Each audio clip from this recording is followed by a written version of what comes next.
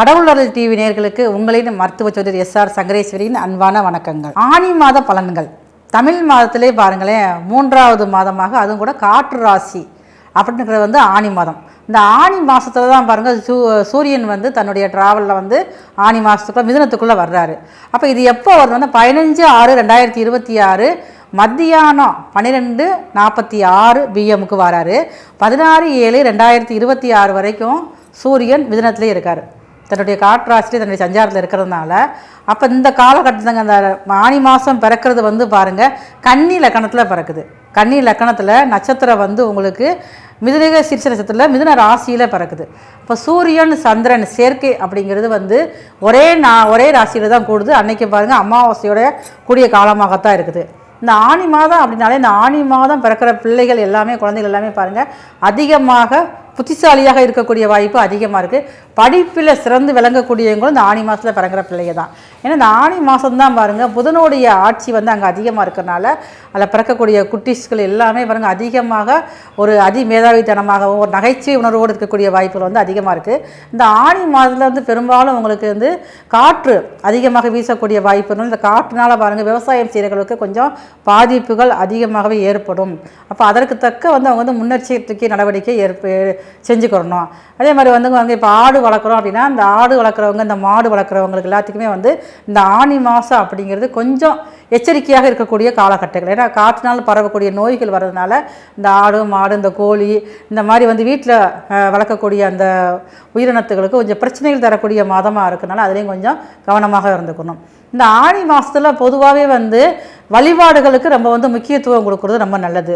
பெருமாள் கோவில்களில் பாருங்கள் திருப்பதியில் இந்த மாதிரி திருப்பதி பெருமாள் சார்ந்த விஷயங்களை ஆனி பிரம்மோற்சவம் நடக்கிறதுக்குமே வாய்ப்பு அதிகமாக இருக்குது. இந்த மாதத்தில் தான் முக்கியமான முடிவுகள் திருமணம் சார்ந்த விஷயங்களும் அதிகமாக முடிவு எடுக்கக்கூடிய மாதமும் இந்த மாதம் மட்டும்தான். இந்த மாதத்தில் பொதுவாக புதுசாக வீடு கட்டி பால் காய்ச்சி குடி போகக்கூடாது. வாடகை வீடாக இருந்தாலுமே அது கொஞ்சம் வீடு மாறதுக்கெல்லாம் வாய்ப்புகள் ரொம்ப குறைவாகத்தான் இருக்கும்.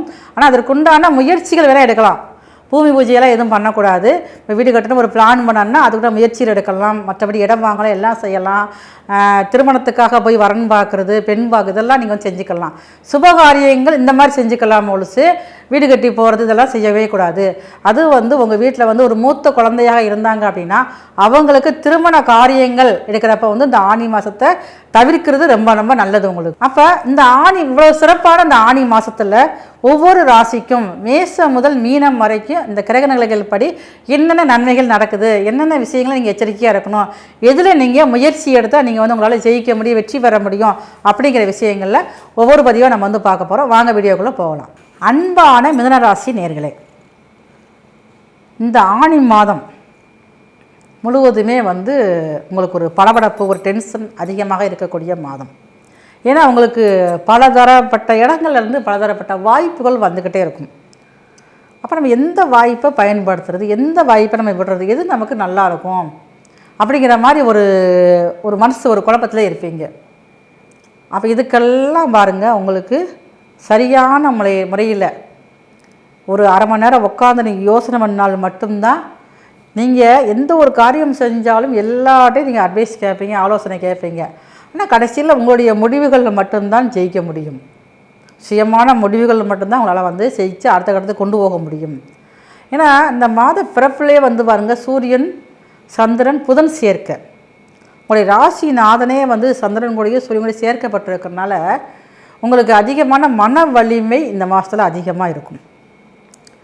அப்போ இந்த மன வலிமையால் தான் உங்களால் அடுத்த இது ஜெயிக்கவே முடியும். பண வரவுகள் அதிகரிக்கக்கூடியது இந்த மாதத்தில் தான். அதற்குண்டான வாய்ப்புகள் ரொம்ப அதிகமாக இருக்கும். வெளி வட்டாரங்களில் உங்களுக்கு இது வரைக்கும் எதிரிகளாக இருந்தவங்க, தொல்லை கொடுத்துக்கிட்டு இருந்தவங்க, அவங்க எல்லாமே பாருங்கள் நட்புகளாக மாறக்கூடிய அமைப்பு இந்த மாதத்தில் அதிகமாக இருக்குது. அப்போ அதுவே உங்களுக்கு மனசில் ரொம்ப ஒரு பெரிய அளவில் மன மகிழ்ச்சியை கொடுக்கும்.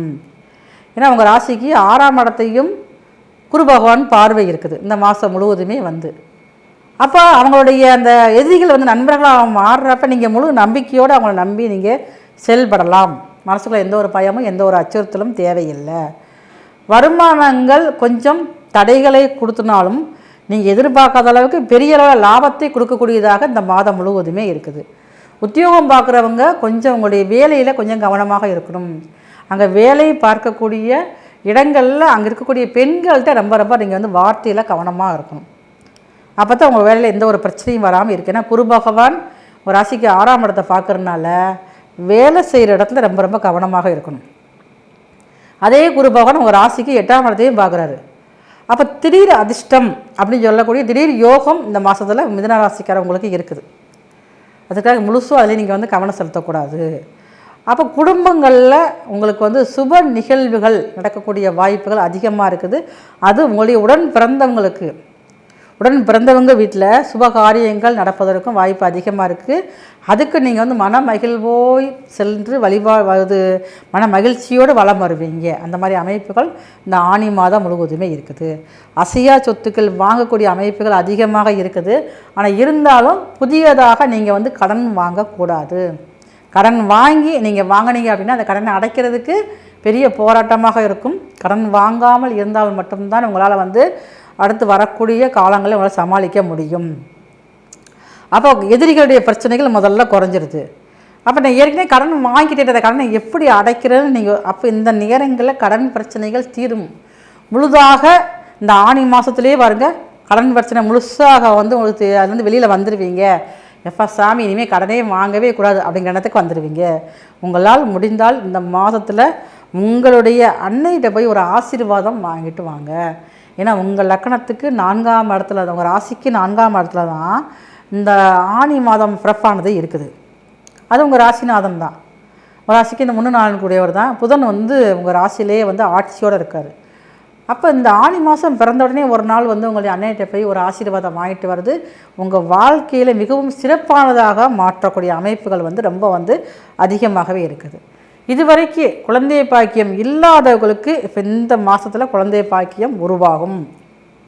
நீங்களே பாருங்கள், எதிர்பாராத நேரத்தில் உங்களுக்கு வந்து குழந்தை பாக்கியம் கிடைக்கும். பூர்வீக சொத்துல ஒரு சின்ன சின்ன வில்லங்கங்கள் இருக்கும். அதனால் வந்து பூர்வீக சொத்துல இப்போ எதுவும் பிரச்சனை வந்தாலும் நீங்கள் அதில் வந்து தலையிட வேண்டாம். அது கொஞ்சம் நாளைக்கு தள்ளி போட்டுருங்க. நீங்கள் வந்து அதுக்கப்புறம் பார்த்துக்கலாம். அப்போ உங்களுக்கு ஏதாவது நண்பர்கள் வழியில் ஒரு ஆதாயமான மாதமாகத்தான் இந்த ஆனி மாதம் முழுவதுமே இருக்குது. ஆனால் நீங்கள் வந்து புதுசாக நான் வேலைக்கு போகணும், இருக்கிற வேலையை என்னால் சரியாக செய்ய முடியல, அதில் வந்து வேலையில் பிரச்சனைகள் இருக்குது அப்படின்னு நினச்சிங்கன்னா தயவு செய்து இப்போ நீங்கள் வந்து வேலையே விடாதீங்க. அது மிருகசீரிசத்தில் பிறந்தவங்க, மிதுனராசியில் பிறந்தவங்க இப்போ இந்த மாதத்தில் நீங்கள் வேலையில் எவ்வளோ தான் பிரச்சனை வந்தாலும் கடுமையாக ஒரு பிரச்சனை வருதுனால பார்க்கவே வேணால் கூட வேலையை விடாதீங்க. வேலையை விட்டுட்டீங்கன்னா அடுத்து உங்களுக்கு வேலை கிடைக்கிறதுக்கு ரொம்ப தாமதமாகும். அப்போ அங்கே உங்களுடைய பொருளாதாரம் பாதிக்கப்படும். அதனால் வந்து வேலை செய்கிற இடத்துல என்ன வந்தாலும் சரி நீங்கள் காதும் கேட்காத மாதிரி, கண் இருந்தும் பார்க்காத மாதிரி, நீங்கள் வந்து காதிருந்து கேட்காத மாதிரியே வாயிருந்து பேசாத மாதிரியாவது நீங்கள் இருக்கணும். அப்படி இருந்தாலும் மட்டும்தான் வேலையில் உங்களால் முழுமையாக இருக்க முடியும். ஏன்னா இப்போ உங்களுக்கு கொச்சாரப்படி கிரக நிலைகள் ஒத்து வரல. அந்த வேலையில் இருக்கக்கூடிய சமாளித்து தான் நீங்கள் போகணும். இந்த வேலை விட்டுருவோம், அடுத்த வேலையை பார்ப்போம்னா கொஞ்சம் தாமதமாகும். அப்போ குடும்பத்துக்குள்ளே ஒரு சண்டை சச்சரவுகள், ஒரு கணவன் மனைவிக்குள்ளே பிரச்சனைகள் ஏற்படுறதுக்கெல்லாம் வாய்ப்பு வந்து இந்த மாதம் ரொம்ப அதிகமாக இருக்குது. ஏன்னா சூரியனும் உங்கள் ராசியிலேயே நெருப்பு கிரகம், அவரும் உட்காந்துருக்காரு, உஷ்ண கிரகம் உட்காந்துருக்காரு. அப்போ அந்த நேரங்களில் உங்களுக்கு சில விஷயங்களில் அடிவேல கொஞ்சம் பிரச்சனைகள் கொடுக்கும். அப்போ கால் பாதத்தில் கொஞ்சம் வலி கொடுக்க ஆரம்பிக்கும். இதற்கு சின்னதாக வீட்டிலேயே சில வைத்திய முறைகள் செய்கிறது ரொம்ப நல்லது. இதற்காகலாம் நீங்கள் மருத்துவமனை போனால் அது ஒரு பெரிய செலவாக மாறக்கூடிய அமைப்புகள் அதிகமாக இருக்குது. அப்போ இந்த மிதுனராசியில் பிறந்தவங்களுக்கு ரொம்ப வந்து உடல் நலத்தில் ரொம்ப கொஞ்சம் இந்த மாதத்தில் ரொம்ப கவனமாக இருக்கணும். மற்றபடி நீங்கள் வெளிநாடு, வெளி மாநிலம், வெளிதூரம் எங்கேனாலும் நீங்கள் போகிறதுக்கு வாய்ப்பு அதிகமாக இருக்குது. ஆன்மீக ஸ்தலங்களுக்கு இது வரைக்கும் நான் போகவே இல்லை, இந்த கோயிலுக்கு நான் போக நினச்சிங்கன்னா அது இந்த ஆனி மாதத்தில் நீங்கள் உறுதியாக சொல்கிறேன். நான் இந்த ஆனி மாதத்தில் அந்த ஒரு ஆன்மீகத்துக்கு நீங்கள் போவீங்க. ஆன்மீக தலைவர்களை சந்திக்கக்கூடிய வாய்ப்பும் பாருங்கள் இந்த மாதத்தில் இருக்குது. ஏன்னா உங்கள் ராசிக்கு 2ஆம் இடத்துல இருக்கக்கூடிய குரு பகவானுடைய பார்வை உங்கள் ராசிக்கு 10ஆம் இடத்தையும் பார்க்குறாரு. அப்போ மதம் சார்ந்த ஒரு தலைவர்களை நான் பார்க்க நினச்சிட்டே இருந்திருப்பீங்க. ரொம்ப நாளாக வந்து ஒரு ஆன்மீகம் சார்ந்த ஒரு தலைவரை பார்க்க நினச்சிருப்பீங்க. சீவ சமாதிக்கு போகணும். அப்போ இதெல்லாம் வந்து இந்த மாதத்தில் உங்களுக்கு வந்து அதனால் போய் அங்கே வந்து மன மகிழ்வான விஷயங்கள், முக்கியமான வாழ்க்கையில் திருப்பு முனைகள் ஏற்படுவதற்கும் இந்த பிரயாணங்கள் உங்களுக்கு வந்து ரொம்ப இதாக இருக்கும். அதனால் நீங்கள் வந்து பயன்படுத்திக்கங்க. உங்களால் முடிந்தவரை இந்த ஆனி மாதம் முழுவதுமே உங்கள் ஊரில் இருக்கக்கூடிய அன்னை காளியம்மாள், அன்னை காளியை வந்து நீங்கள் செவ்வாய்க்கிழமை காலையில் முடிஞ்ச ராகுகாலத்தில் மதிய நேரம் போங்க, அப்படி இல்லைன்னா காலைல 6 to 7 போய் 9 மாவிளக்கு தீபம் ஏற்றி காளிக்கு பிடிச்சதே பாருங்கள் செவ்வரளி எலுமிச்சம்பழம், செவ்வரளி மாலை சாட்சி 9 எலுமிச்சம்பழம் வந்து அம்மனுடைய பாதத்தில் வச்சு அங்கேருந்து வாங்கிட்டு வந்து அங்கே ஒரு எலுமிச்சம்பழத்தை வச்சுட்டு வந்துடுங்க. வீட்டில் வந்து ஒரு நீங்கள் வேலை பார்க்குற இடத்துல உங்கள் தொழில் செய்கிற இடத்துல ஒரு எலுமிச்சம்பழத்தை வச்சுக்கோங்க, உங்களுடைய வண்டியில் ஒரு எலுமிச்சம்பழத்தை வச்சுக்கோங்க.